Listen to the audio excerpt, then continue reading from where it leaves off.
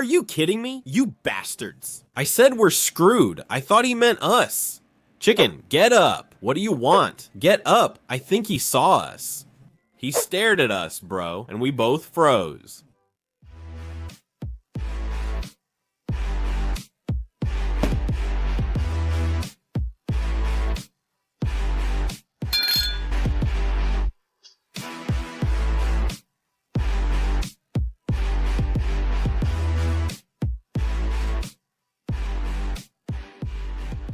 Hey, I'm Gigi. I don't know about now, but back in my day, getting a beating was considered a blessing. We didn't get beaten up that often, just a few times by our dad. Most had stripes on their backs, like they were permanently tattooed with red ink. The switch marks would fade, but new ones quickly appeared. Not to mention those who lived with their grandparents. They got beaten up constantly. Morlock from Satana was beaten by his grandma almost daily, and every few weeks it was worse. It ended with him passing out in his own urine and sometimes feces. Yeah, man, it wasn't a joke, and Asu's grandma wasn't any better. They had trained them worse than dogs, and school wasn't a walk in the park either. The elementary school teacher usually slapped with her right hand, but if you really messed up, she'd use heavier force. She'd hit your palms with the wooden ruler so hard they'd stay swollen for 2 days. The worst part was you still had to write, or you'd get 2 more. In 4th grade, a classmate named Panna joined our class briefly before transferring out again. I don't know which school he came from, but he didn't rule his notebook. The teacher noticed and made him rule the pages. The next day, he again wrote without using lines. She gave him 3 or 4 slaps over the ear, then 4 hits on the palms with a wooden ruler. Since then, he always ruled the lines. Back then it was normal. If you told anyone, you'd get it again. Discipline was enforced with an iron hand. Even so, I was lucky. Our teacher was strict, but only when you made mistakes. She didn't go overboard. The kids from Class B, where Costel studied, often came out covered in blood from their teacher's hands. She beat them like in mixed martial arts. Starting in 5th grade, I was lucky again because our homeroom teacher was the kindest. In the worst case, you'd get a warning and a threat to lower your conduct grade. In 9th grade, our homeroom teacher was the computer science teacher, a really nice, calm guy. You'd think he was Steve Jobs. He always wore a big sweater over a white shirt. Yeah, I know it's called a pullover. In my stories, I speak however I want. I just remembered the pullover scene from Dumb and Dumber.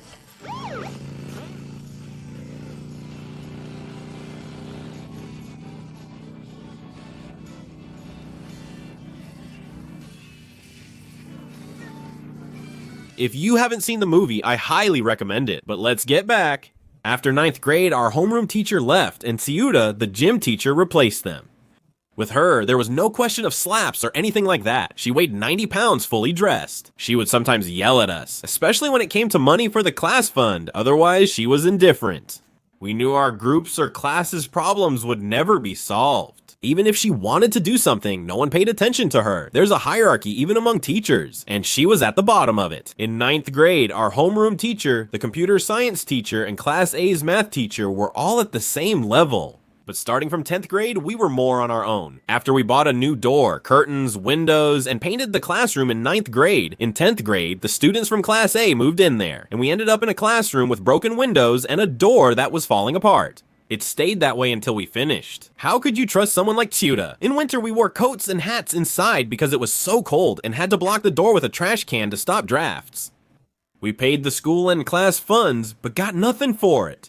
Anyway, the point is that the math teacher was solid, but Ciuta, no way, man. I sometimes pictured myself in a tank, like in a World War II movie, wiping the high school off the map. Or at least I'd fire a shell nearby, break all the classroom windows. That way, at least we'd all be the same. We'd all be sitting in the cold. The math teacher was smart and thoughtful, often standing with his hand on his chin, gazing out the window, lost in thought. Consider the Pythagorean theorem, where the sum of the legs equals the hypotenuse squared in a right triangle. The fat kid might raise his hand and ask, "Sir, what if they're all cubed?" Great question. You earned a 10, he gives them out that easily. You'd ask a dumb question, he never marked absences, and he was usually the nicest teacher.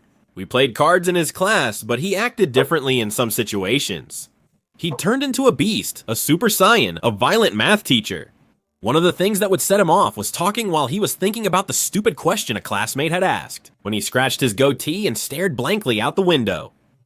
Of course, we in ninth grade didn't know this, and after Fatty asked him the dumb question and he was staring out the window, the class silently watched him, unsure what was happening, until Fatty asked again, but what if they were to the fourth power? He looked different. He looked like a serial killer, moved his hands like a boxer, and stared at Fatty. What did you say? Are you interrupting? No, sir, I was just asking. What could he even say when the guy threw 4 or 5 pieces of chalk at him? One hit him, one hit Lupianu, who was in the first row, one hit Knight, also in the first row, ouch, and a couple more. Stopped in the back wall. You jerk, are you crazy? You're calling me crazy, idiot. He grabs a wooden triangle from the teacher's desk and uses it to draw on the blackboard. Don, get down, he's throwing it. He threw it. Luckily, Fatty dodged it. It just grazed his hair a bit and got stuck in the wall behind the classroom. Get out! You're not in my class anymore! After Fatty left, the teacher calmed down and soon wanted him back. He had the teacher's question written down. After that, we all knew and did whatever we wanted in class. As long as this guy doesn't start pondering existential questions, like why is 1 to any power still 1? Or why is any number to the power of 0 1? Soon we learned the math teacher had other triggers. After a few good months into the school year, both our class and Deliu's class knew him well. Or so we thought. He was stricter with A's guys, being their homeroom teacher, and lost his temper with them more often. That guy would yell like crazy. Who, Deliu? The homeroom teacher. We had class with him. Did he make your face red by scolding you? No, Stork. He threw chalk at Manchi and me. Why was he against you? I know he's an idiot. He asked us something and was talking about his brother. What are you doing, punk? He got you good.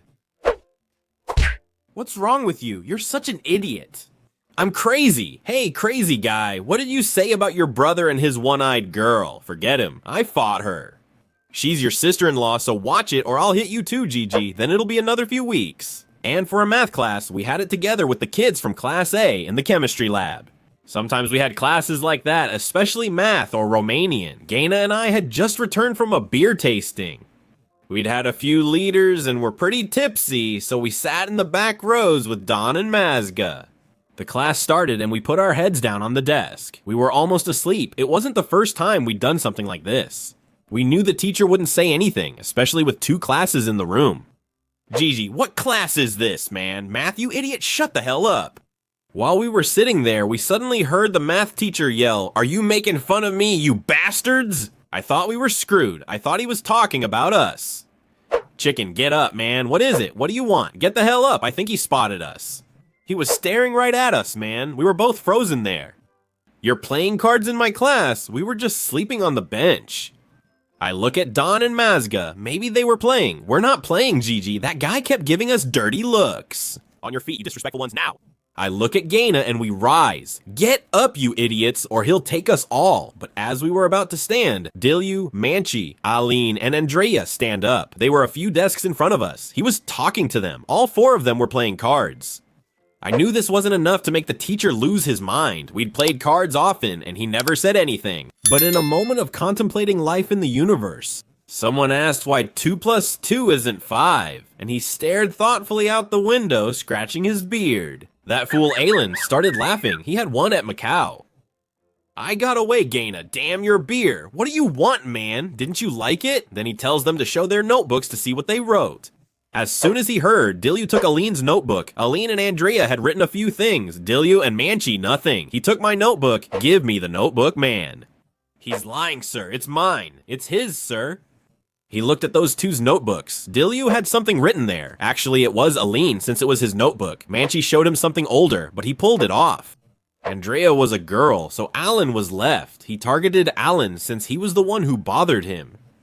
Why didn't you write? Are you mocking my class? I did. He took my notebook. Why lie? I saw you not writing. He lands a big punch to his stomach. None of us expected it. He throws a few more, and Alan jumps over desks. The other guy chases him from row to row.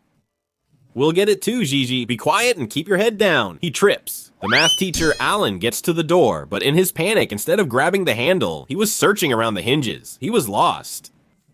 The teacher caught up and kicked him several times before he managed to open the door and escape. The math teacher went to the desk and slammed his fist on it a few times. It wasn't long before the bell rang for dismissal. I found Alan in the valley. Why did you take my notebook? I had no choice. He's after me because of you. He beat me. You should have shown him an old lesson, like Manchi. How, Gigi, when I didn't have my notebook? Go to hell with your Macau. Did you hit me? Did he hit me, Gyna? That's what I think. He hit you pretty good. I'm Dilyu, man. Leave him, Dilyu. Can't you see he's already beaten up? Dilyu said he was beaten up once, too. And a few others, too, but not as bad as Aline. Their teacher's desk started with 2 holes from this guy's punches, and had about 5 by the end of 12th grade. That's when we realized he was serious. You had to write during class, so it was safer not to go. Anyway, he gave us good grades in the last days, so that's what we did. We started showing up to class once in a blue moon. He didn't even recognize us anymore. Despite his flaws, he was a good homeroom teacher who got them out of trouble and always excused their absences. If they had issues with a teacher, he'd fix it. Everything Chuda didn't do. After 9th grade, we began 10th with a new female computer science teacher and new computers donated by the European Union to our high school. The old ones were turned off and prepared to be sent to a local elementary school. I stepped out for a smoke with Don when Dilyu passed by. Hey Gigi, come here, I want to show you something. Yeah, what is it, man? Come a little closer. He pulls a mouse ball from his pocket, which he stole from the computer lab. Mice used to have a ball instead of being optical to move the cursor. The ball came out easily for cleaning. Are you crazy? Did you steal it? Crazy? Am I Dilyu? You anyway, if I give them back, won't they notice? Calm down, my friend. What do you know? Are you coming with me, Gigi? Oh, he's not coming. Leave him. Why are you jumping? Where's Gaina? Isn't he here yet? Tell him I'm looking for him, and if you want tickets, let me know. Dilyu is leaving. Don't go, Gigi. I'm not going, Don. Am I crazy? Look, Arisiu is coming. Don't tell him the fool is leaving. During the second break, Dilyu found Gaina. He took him, Manchi, and Alin too. He stole some balls from there, keyboards, a few RAM sticks, and even a hard drive. Gaina stayed outside to keep watch, and they gave him some mouse balls. Gigi, do you want one? Get out of here or I'll hit you. What's wrong with you? Get rid of them. After a few hours, word was already going around the school that some people had stolen from there. After 2 days, it was found out that among the thieves were also Gika and Talika, who were caught with marbles in their backpacks. They had also heard about it from Dilyu and ratted everyone out. Gaina was scared out of his mind. He ran straight home. After a few hours, I met up with Manchi, Aline, and Dilyu in the schoolyard. The first 2 were red in the face, and Dilyu had black and swollen eyes. What happened to you guys? It's because of this idiot. We were lucky we didn't get expelled. The homeroom teacher beat me. Gigi began the story. He came over with a crazy look and called us to the desk. You know what you did, right? We didn't do anything. He slapped him, knocking him down. He hits hard. I've been hit by him before, so what do you expect? Shut up or I'll beat you. Then he grabbed this one. Why did you steal? We were just playing, sir. He hit this one too and started crying. He slapped me so hard I couldn't hear. Shut up, woman. Why do you have black eyes? He walked up, slapped me 3 times, but I stayed standing. Why the hell didn't you fall? Am I like these women? I'm Dilyu, Gigi. He punched me twice, and after the second hit, I blacked out. I woke up with someone pouring water on me. He deducted 2 points from our conduct grades, said he handled it, and told us to keep quiet. Does he know about Gaina too? Aline told him. Was there anyone else? Gaina, from B. I don't know him. I asked if anyone from your class. No one. Only the computer science teacher, principal, and math teacher knew about this. Gika, Talika, and 2 classmates knew too. Their principal was also their homeroom teacher. Each lost 2 conduct points. And they made them bring back what they stole and keep everything secret. That's how Gaina got away too. The math teacher neither knew his name nor looked for him, and he also missed about a week of school. The next day, they returned what they had stolen, and Dilyu missed about a week of school. When I finally met him at the bus stop, he had a split lip and a black eye. The other one had healed a bit. What happened to you, man? Who beat you up? No one, Gigi. I slipped in the bathroom. Again, keep it quiet. Want a marble? Where'd you get it? I saved a few, plus a hard drive and some RAM. Am I as dumb as them? At least I didn't get beaten up twice for nothing. Don't say anything. Here, take this too. I took the marble, and in case you didn't know, his dad gave him the second beating after the math teacher called his parents. His dad would beat him badly each time. Man, that was the math teacher. So easygoing, never gave absences, and no one ever failed his class. But if you crossed him, he'd make you pay, especially in his homeroom class. Dilyu stayed just as crazy as ever. With all the things he did, he was lucky to have the math teacher. He got him out of trouble many times. Why didn't he fall to the ground too, like Manchi and Aline? He didn't want the classmates to laugh at him. He was used to getting beaten up. His dad hit him harder. Maybe that's why he became Dilyu. If you liked the story, hit that like button, man, and subscribe. What can we learn from this story? Sometimes it's better to drop to the ground than take the hits. Also, mice used to have a ball inside. Until next time, we'll meet again.